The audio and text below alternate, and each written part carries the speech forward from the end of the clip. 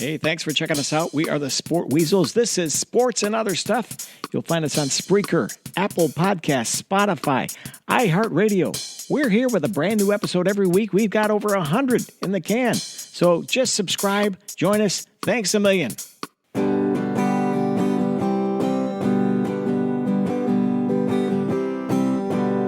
T-Dog, J-Boy, and me, I'm Lugs. Our pride and joy is pumping our mugs. Be careful, kids, it could get rough. We're flipping our lids on sports and other stuff.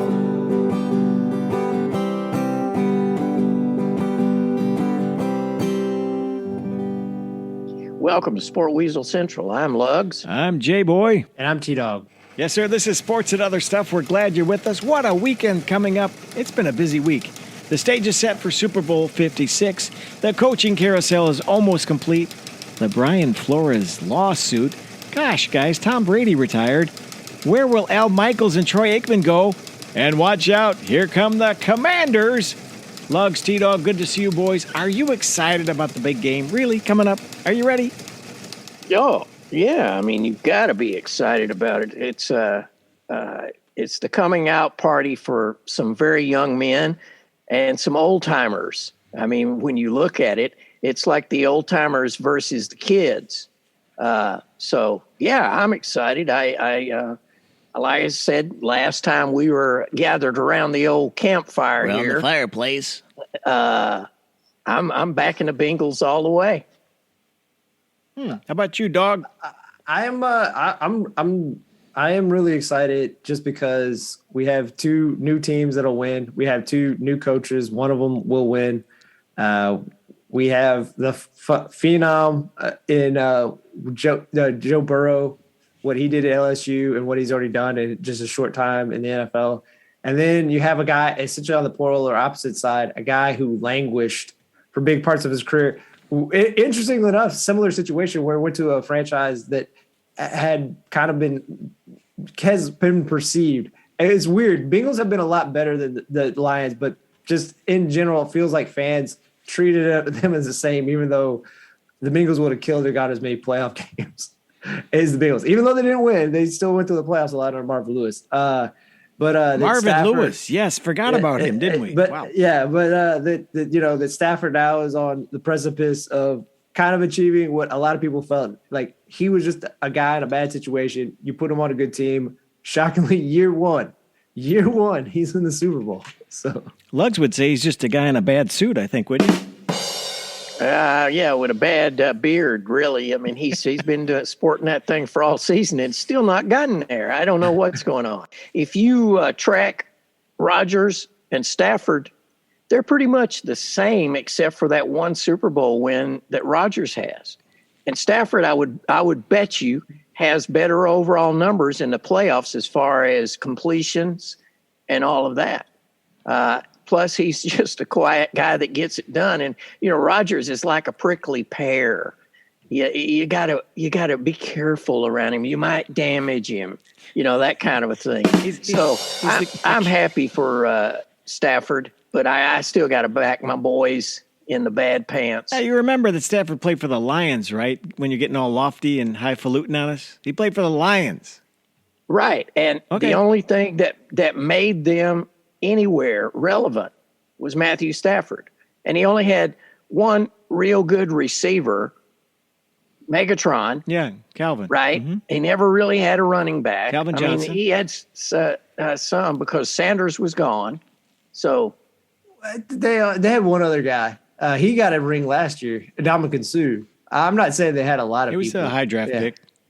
Oh, Ndamukong Suh was great. He still is a good player. Oh, absolutely. So, I just, my hat's been off to him ever since he stepped on that Cowboy offensive lineman's head. Wow. All right, that's that. All right, let's talk about, speaking of coaches and teams. And by the way, the Bengals have turned this around pretty quick. And one more little note. Is anybody catching this vibe that Joe Burrow looks like Macaulay Culkin or the other way around? Have you ever heard about this? No? I haven't heard that. Never mind. Maybe it's just me. All right, coaching carousel. Where do you want to start with that? There's a lot of letter grades on each one, and there's a bunch, man. It is a long freaking list. Go ahead. I have to go with my man Lovey. I mean, it's kind of move over James Harden. The white beard is in town, so good for Lovey. I'm not so sure what to make of the move. I mean, let's be honest here. Since 2012, his record as a coach is 43-77. Mm-hmm. So I gotta wonder, is this just a stopgap till they can get through whatever offload that they have to do with Deshaun Watson? So that's my only question. I like Lovey, and man, all he did at Chicago was win. I mean, he did a good job there, but obviously not up to the Nagy standard. And he was 10-6 on the year he was fired. And, Dog, I want to tell you that the Texans, as we know, have the number 3 pick this next year so far. So what do you think of Lovey? I love Lovey. I find the hiring odd. It is. The defense wasn't good. Now, again, to be fair to Coley and Lovey, again, Coley I thought did a good job because, again, like we talked about, they had more wins last year than when they had Deshaun Watson, who played at an MVP level last year. It just shows you sometimes how the schedule or some balls bounce the other way. And even though it was still a bad team both years, it just bounced better this way. And again, I'm not taking away from Coley. I think Coley did a job, but Lovey, kind of like what Lugg said, like Lovey was a great coach for the Bears. Obviously that 05-06 defense were lights out, and particularly 06. You had Devin Hester set the world on fire and start his Hall of Fame ballot from the jump. Never really got the offense together, even though weirdly enough, they had a good offense in 06 with Rex Grossman. People do forget that. They were, I believe, second. I believe they were second in the league in points scored. Yeah. A lot of it maybe was by their set up by their defense and special teams. But anyway, and he was 10-6. I understand the firing. I know some people disagree with it. If they made the right call and would have replaced him with Bruce Arians instead of Mark Trestman, but now we're getting off track. We're not getting on track. I don't think going into fantasy land. No.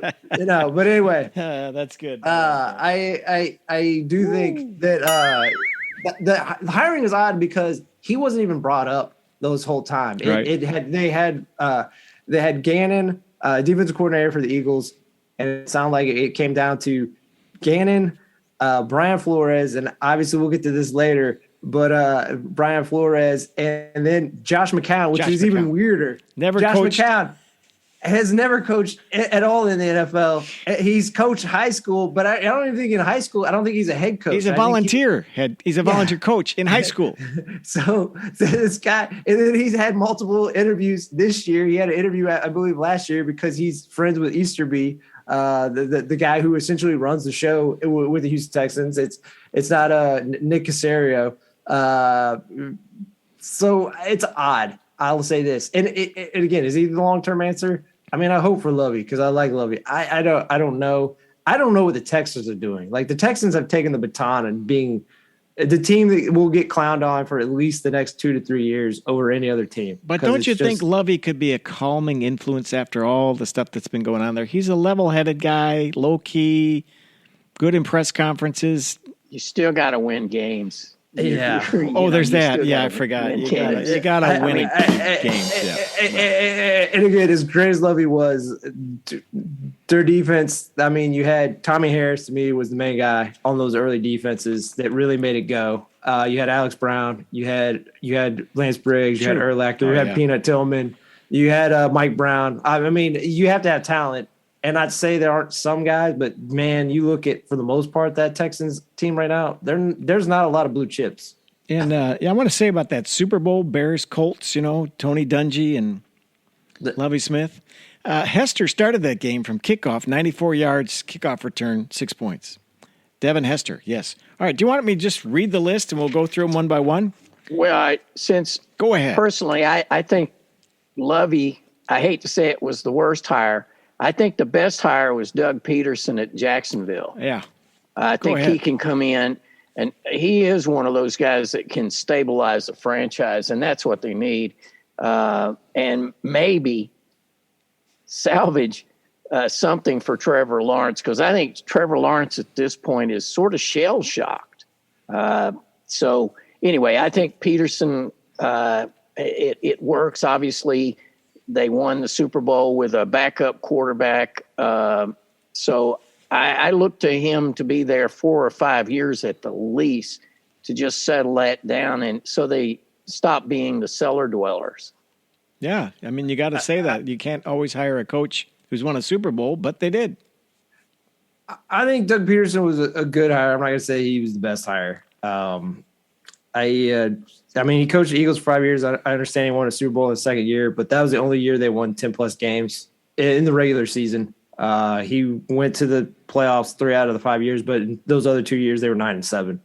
And I know they dealt with injuries and whatnot, but they drafted a quarterback in Carson Wentz, and you can blame it all on Carson Wentz, but they clearly did not manage him well on top of it, so he got a little erratic. So that's why I think there are warning signs of Trevor Lawrence. Not to say Trevor Lawrence is Carson Wentz. I think Trevor Lawrence has a much better chance of being a good quarterback long term.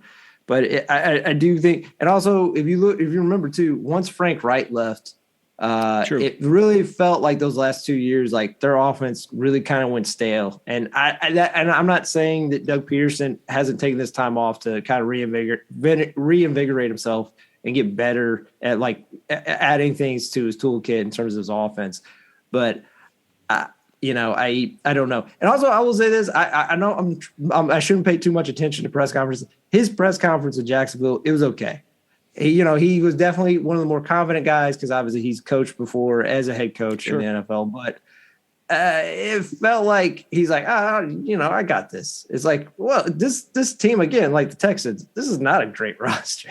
I mean, you have Trevor Lawrence and you have like Josh Allen from Kentucky, a pass rusher, but a lot of other places you're like, oh yeah, we're good. It's like we've got a great roster. And again, the reason why that job languished for like long time, similar to Texans with Easterby, is Trent Baalke in the front office. Brian Leftwich, it sounded like they really wanted Brian Leftwich, but he didn't want to go there because Trent Baalke is still there. And I think even Dan Quinn interviewed for that job, the Dallas defensive coordinator. And I think he also had a problem with Trent Baalke. So I don't know. That's why I worry about Jacksonville still. I agree with Lugs that he's a good coach, but I don't know. Is he one of the best hires? I don't think so. Well, Jacksonville's not the most attractive place you'd want to land as a coach, is it? I mean, come on. It's I don't know.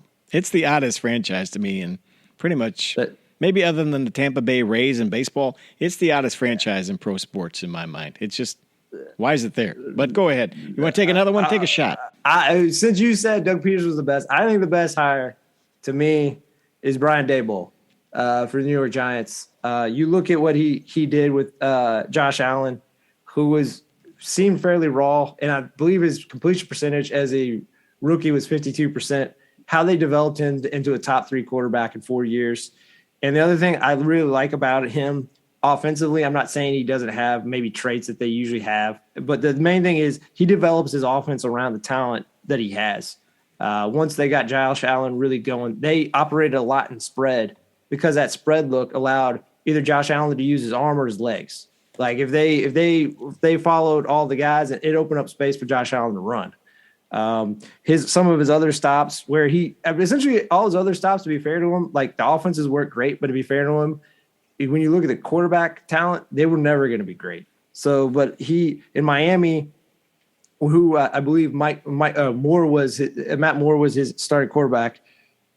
He fed Reggie Bush and Brandon Marshall. Like those were the guys because those were his best talented guys. And his time during KC with Matt Castle, who was at best solid, he was never going to be great. He built that offense around Jamal Charles, who is a borderline Hall of Fame level player to me when you look at what he did in his short career. So that's one thing I like about Daboll. And I'll just say this too. Best press conference to me of all the guys that I saw because he was honest and he always said to be true to yourself. And when someone from New York tried to bait him and bring up the Bengals,